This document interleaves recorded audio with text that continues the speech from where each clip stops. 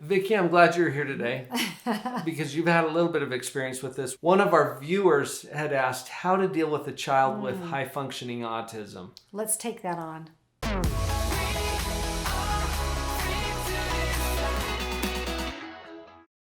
Right up front, Vicky, I want to acknowledge that we had one of your colleagues and friends, Kristen. Right, Kristen Wilson was on. Had been on our channel before talking about how to support and teach children on the autism spectrum. Right. Would you just cue up that video right up here in the corner of the screen? That will bring it up for you to watch next because she shared some brilliant insights and she's really an expert in this area.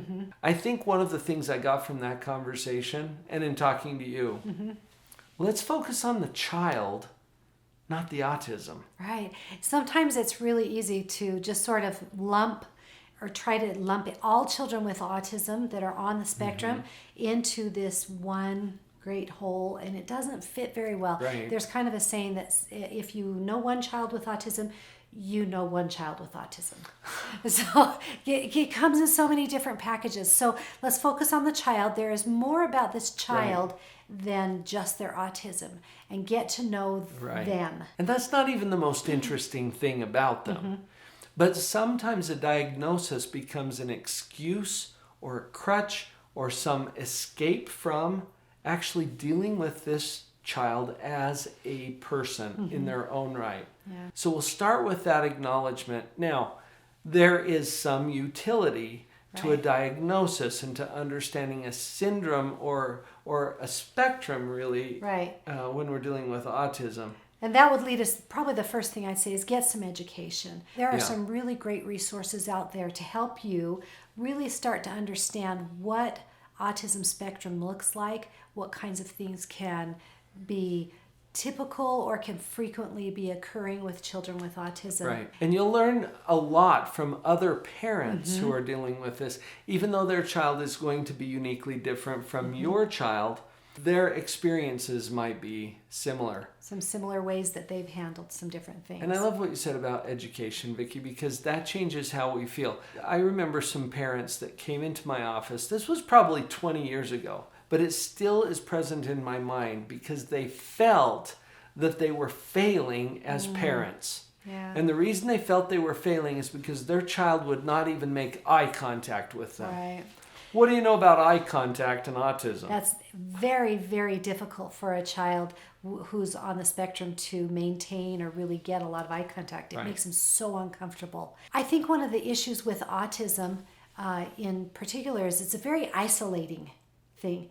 You're very isolated when you're a parent of a child with autism. At times you can be. Yeah. Because for them, kind of typically speaking, a child on the spectrum doesn't really want to be around other people. They prefer to be in their own world. They like things to be a particular way. And so it's easier for them to be isolated, which often gets the parent to be isolated. Rubs off on the parents. Yeah, because a lot of the times being in a social setting is really uncomfortable for the child, causes more of the behaviors that are more difficult to be around other people while they're happening, and so you kind of get isolated. So get connected. There are great social media or social networks that you can get in on. There are support groups for the people who are caregivers or family members of people with autism. Well, the isolation is really unnecessary, especially in our information age, where we can connect with people so easily.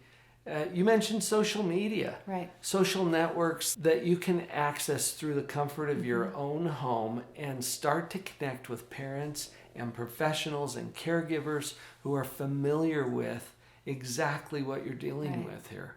Another tip I might share with you, especially we're talking about people kind of high functioning autism. A lot of the times, children or individuals with the high functioning autism, the social cues just aren't obvious to them. That doesn't mean they don't care about it. They just have to have it pointed out and taught very explicitly to them. So if you have a child who's on the higher functioning, you might explain to them, okay, honey, when you're talking to that girl, you need to look up at their face and not down at their body, and here's why. This is how it might affect her if you're looking below her chin, you know? Right. I mean, I know that sounds really crazy, but you have to be that specific and explain why. Because they don't pick up on the subtleties. Right, they're not going to pick up on the subtle cues, so you might have to explain quite literally why it's important to do, you know, to brush your teeth before you've talked to someone, you know, or to, you know, or... I've seen it. You have too, Vicky, because Yeah. I remember you sharing stories with us where you see kids catch themselves. And it's like they'll start talking, oh yeah, and then they come up Yeah. and apply the skill that they have learned Yeah. because you've been explicit about it. And don't assume that they're going to catch anything that you would normally expect Right. a person to catch, because we're not talking about a neurotypical process. Right. Vicky, as a general rule for parents, you have to take care of yourself. Mm-hmm. I think this is even more important when you've got a child who is on the autistic spectrum, even if they're on the high functioning Right. end, Mm-hmm. because they can't be expected to take care of you emotionally. They just don't have the social wherewithal to take care of your emotional needs. Right. And so you got to get really clear and really good about taking care of yourself. And we've given lots of ideas of how to do self-care. You can Google that and find lots of things. But find something that works for you. Find a support system so that you can pull away long enough to take good care of yourself and come back at the parenting in a fresh, new way. Especially from the emotional front. What do you need to do to feel good, to stay positive? And if you need some help and support, by all means, get it. We live in a world where that is so accessible. The fact that you're here on YouTube, I think that's a beautiful example of how you can take care of yourself, get the education that you need, so that you have the tools and the resources to deal with this challenging situation. We mentioned that other video about how to support and teach children on the autism spectrum. And really, Kristen does a fantastic job. She is an expert in this field. Go and watch that. Be sure to reach out to other people who are dealing with the same thing as you are dealing with. And also, get some coaching. You can find lots of help here at our channel. Check out some of the links in the description for other resources. We're here to help you do the most important job, and that is parenting. And I wished I had a number so